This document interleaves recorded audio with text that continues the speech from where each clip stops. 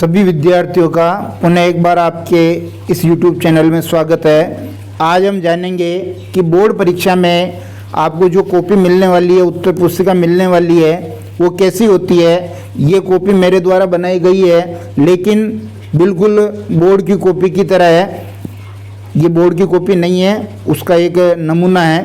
तो ध्यान दीजिए, बिल्कुल ऐसी ही कॉपी आपको परीक्षा में मिलने वाली है। इसको मैं थोड़ा जूम कर लेता हूँ, आपको आसानी से समझ में आएगा। ये मैंने इसको जूम कर लिया है। आप देख सकते हैं यहाँ पर कुल पृष्ठ संख्या 32 लिख रखा है, जो कवर पेज सहित है, जिसमें से 2 पेज कवर के होंगे, बाकी के 30 पेज आपके लिखने के लिए होंगे। यहाँ पर क्रम संख्या लिखी होती है, यहाँ मैंने अपनी मन से 1 2 3 4 5 6 7 लिख दिया है, बाकी लिखी होगी। यहाँ देखिए माध्यमिक शिक्षा बोर्ड का एक लोगो बना होगा, माध्यमिक शिक्षा बोर्ड राजस्थान अजमेर लिखा होगा और उच्च माध्यमिक परीक्षा यहाँ लिख रखा होगा। फिर देखिए परीक्षार्थी द्वारा स्वयं भरा जाएगा, क्या भरा जाएगा जो देख लेते हैं।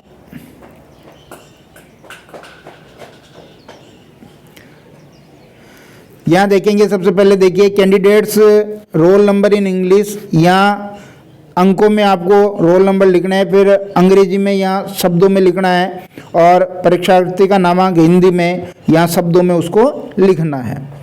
फिर आप ध्यान दीजिए आगे, परीक्षार्थी उपरोक्त के अतिरिक्त उत्तर पुस्तिका के अन्य किसी भी भाग में अपना नाम नहीं लिखे। नाम कहीं नहीं लिखना है। माध्यम अगर आपका हिंदी है तो हिंदी पे टिक करेंगे, अंग्रेजी है तो अंग्रेजी पे टिक करेंगे। विषय, जिस विषय का आप प्रश्न पत्र देने जा रहे हैं वो लिखेंगे, परीक्षा का दिन लिखेंगे, दिनांक लिखेंगे। इसके बाद यहाँ कुछ निर्देश और दे रखे हैं, देखिए क्या निर्देश है वो मैं समझा दूँ कि नोट, परीक्षार्थी के लिए आवश्यक निर्देश इस पृष्ठ के पीछे भाग पर उल्लेखित हैं, जिन्हें सावधानी पूर्वक पढ़ लें तथा उसकी पालना अवश्य करें।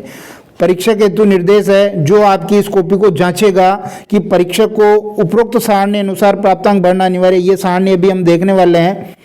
दंडित किया जाएगा अगर ये नियमों का पालन नहीं किया। परीक्षक उत्तर पुस्तिका के अंदर के प्रश्नों के बाईं ओर निर्धारित कॉलम में लाल अंक से अंक प्रदान करें, ये भी अभी हम अंदर देखेंगे। और कुल योग अगर आपका भिन्न में प्राप्त होता है, जैसे 15.25 का 16 करना, 17.5 का 18 करना, 9.25 का 20 करना, भिन्न में नहीं होना चाहिए। फिर देखिए नीचे एक लाइन आपकी लिखी हुई है, प्रमाणित किया जाता है कि इस उत्तर पुस्तिका के निर्माण में 58 GSM कृमि वो कागजी उपयोग में लिया गया है।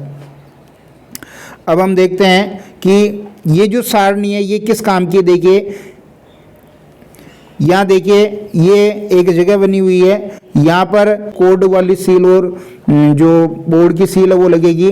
फिर आप यहाँ देखेंगे कि प्रश्नवार प्राप्तांकों की सारणी जो परीक्षक के उपयोग के लिए आएगी।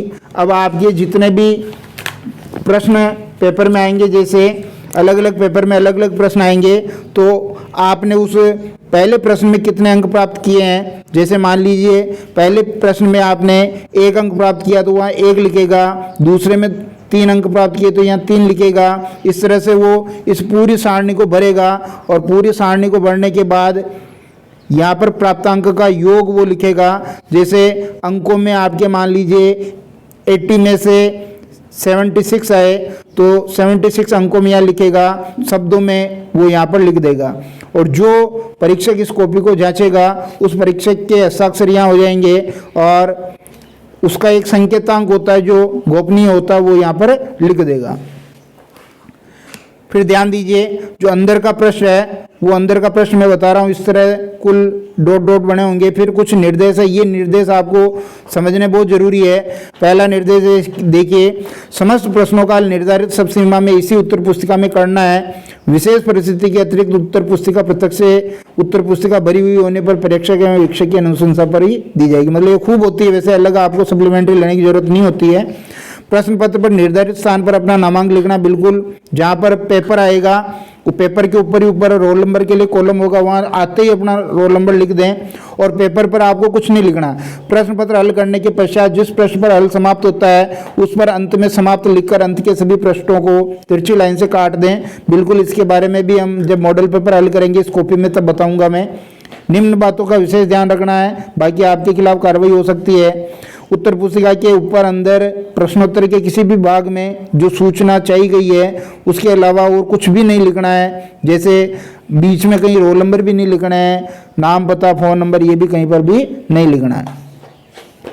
प्रश्नों को फाड़ना नहीं है। मुख्य प्रश्न पर अंकित संख्या के अनुसार प्रश्न पूरे होने चाहिए। जब आपको कॉपी मिलती है तो आप देख लें कि जैसे आपके इसमें 32 पेज होंगे तो 32 पेज पूरे हैं कि नहीं है, क्रम से है कि नहीं है। अगर नहीं है तो आप चेंज करवा लें। इसके बाद देखिए तीसरा निर्देश है कि केंद्रों पर पुस्तक, लेख, कागज ये सब ले जाना आपके लिए मना, आप नहीं ले जा सकते हैं। वस्त्र, स्केल, ज्योमेट्री बॉक्स पर भी कुछ लिखकर नहीं ले जाएं और यथासंभव हो तो ये ले जाए ही नहीं।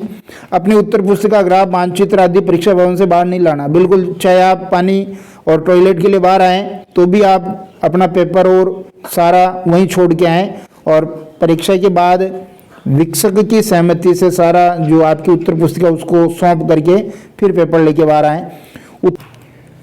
पांचवा जो पॉइंट है बहुत इंपॉर्टेंट है, ये कह रहा है कि उत्तरों को क्रमानुसार एक ही स्थान पर लिखना। ये बहुत जरूरी है क्योंकि आपके एबेसेद वाले प्रश्न है, ऑब्जेक्टिव टाइप प्रश्न है, एक एक नंबर के प्रश्न है। आप उनको मर्जी आइजा नहीं करें, सबको एक ही जगह करें ताकि जांचने में आसानी रहे। प्रश्न क्रमांक भी सही अंकित करें, बिल्कुल जो पेपर के प्रश्न नंबर है वही आप डालें, अपनी मर्जी से उनका नंबर चेंज नहीं करें क्योंकि अभी हमने ऊपर बात की थी कि उस सारणी में आपके नंबर लिखने होंगे।